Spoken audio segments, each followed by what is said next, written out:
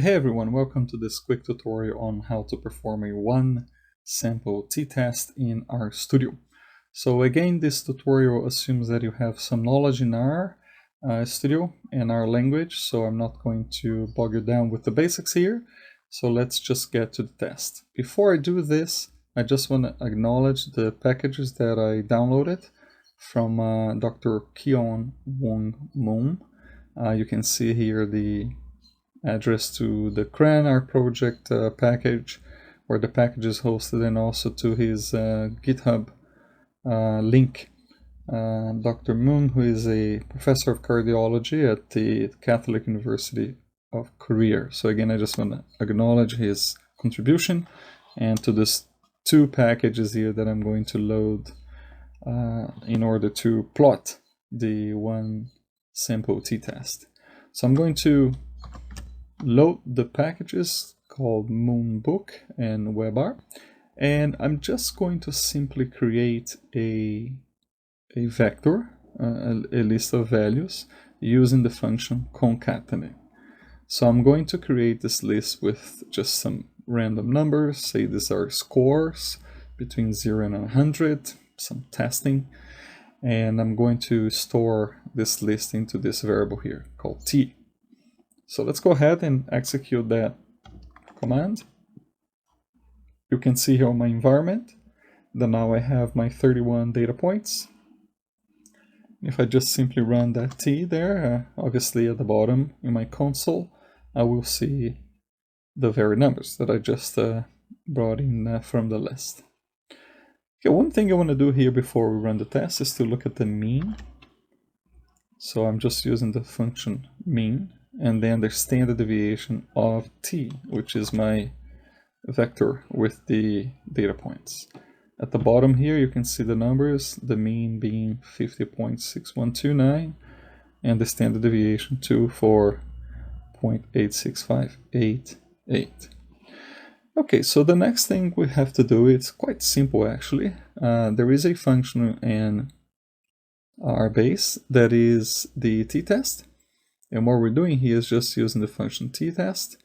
I'm going to select the data set that I'm testing against the mu, or the hypothesized population mean. So that's t. I have to enter the value that I'm testing against, in this case the mu. I'm just going to use 36 here, so mu equals 36. And you don't have to state the parameter confidence level for 95. 95% is the actual default or standard. I just wrote it here in the code so you can see that if you wanted to change that to either 99 or 90, the common confidence levels, you can by doing this.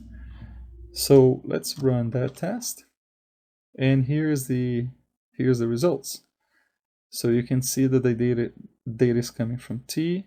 My t statistic is 3.272. So right now I already kind of know that this is sitting far, like it's well past my, I think it's 2.042, that is my t,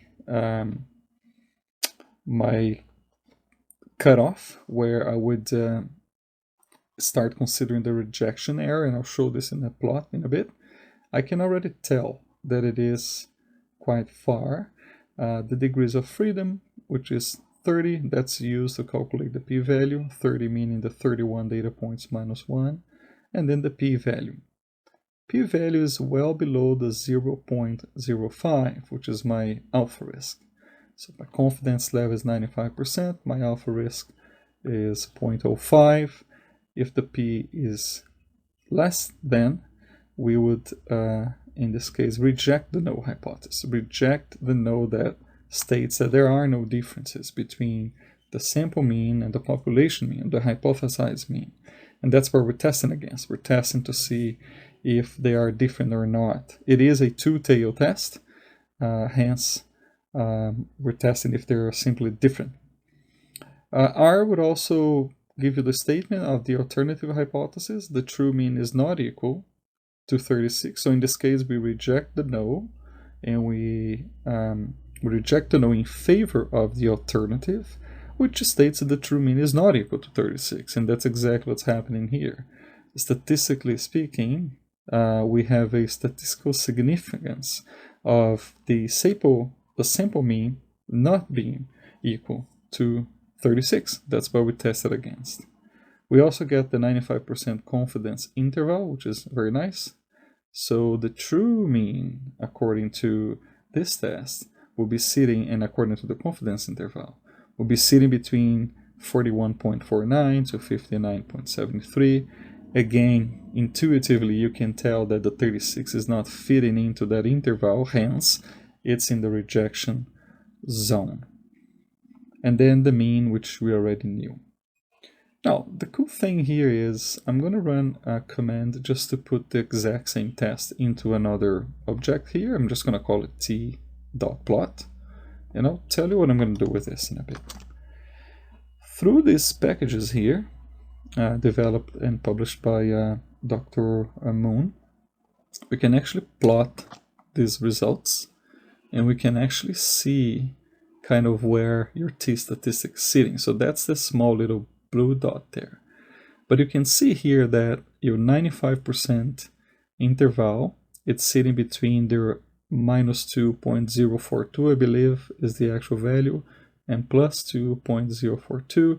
Now, these are not the numbers that I plotted. This is just the differences, considering the spread, of course, of the two means, the sample mean and the population mean. So if they were actually the same, the difference would have been 0. So that's what you have in the center here, pretty much like the normal distribution. So if the sample mean, and state that again, was actually exactly the same as the population mean, the difference would have been 0. A number minus the other is 0. In this case, it is not. We already know that we are favoring the alternative hypothesis that is also stated up here. True mean is not equal to 36. And you can see here, that's the nice thing about this package here, you can actually see where the t-statistic is sitting. Like I had mentioned before, well past your cutoff here, sitting in the rejection zone, and therefore we reject the null hypothesis. The hypothesis that states that there is no difference between the sample mean and the population mean. In this case, there is a statistical significance, meaning the true mean is not equal to 36. It also gives you your t-statistic up here, which is very nice, the degrees of freedom, and your p-value, which we have already calculated. So this puts it all in one graph. Very nice to see, and it's just a nice visual for those who sometimes struggle with this type of statistical test. So this is it. I hope you've learned something here, and I hope to see you again.